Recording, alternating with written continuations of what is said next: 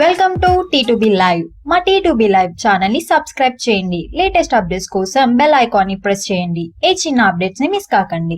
Power star Pawan Kalyan నటించిన latest sensation Katamarayudu box office దగ్గర తొలి 10 రోజుల్లో హిస్టారికల్ వసూళ్లు కురిపించింది. కాగా 10 రోజుల్లోనే ఈ సినిమా కలెక్షన్లు all time top 10 total world wide share సాధించిన తెలుగు సినిమాలలో స్థానం దక్కించుకోవడం విశేషం. కాగా టాప్ 10 ప్లేస్ లో నిలిచిన సినిమాల వివరాలు ఇలా ఉన్నాయి.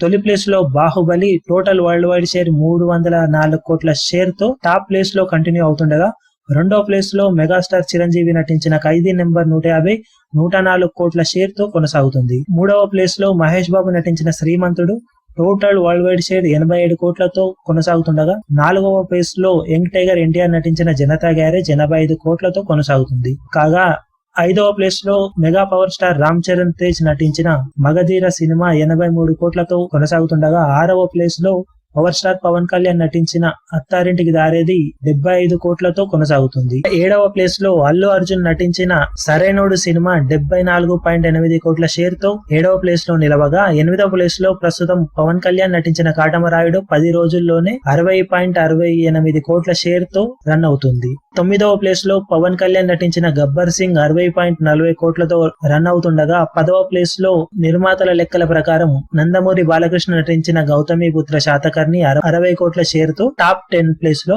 దక్కించుకుంది. కాగా కాటమరాయుడు టోటల్ రన్ లో ఇప్పుడు ఏ ప్లేస్ లో నిలుస్తుందా అని అంతా ఆశగా ఎదురుచూస్తున్నారు. మీరు ఏ ప్లేస్ కి వెళ్తుంది అనుకుంటున్నారో కింద కమెంట్ సెక్షన్ లో చెప్పండి. మరిన్ని లేటెస్ట్ అప్డేట్స్ కోసం T2B లైవ్ ని సబ్స్క్రైబ్ చేయండి. వీలైతే లైక్ చేయండి, కుదిరితే షేర్ చేయండి.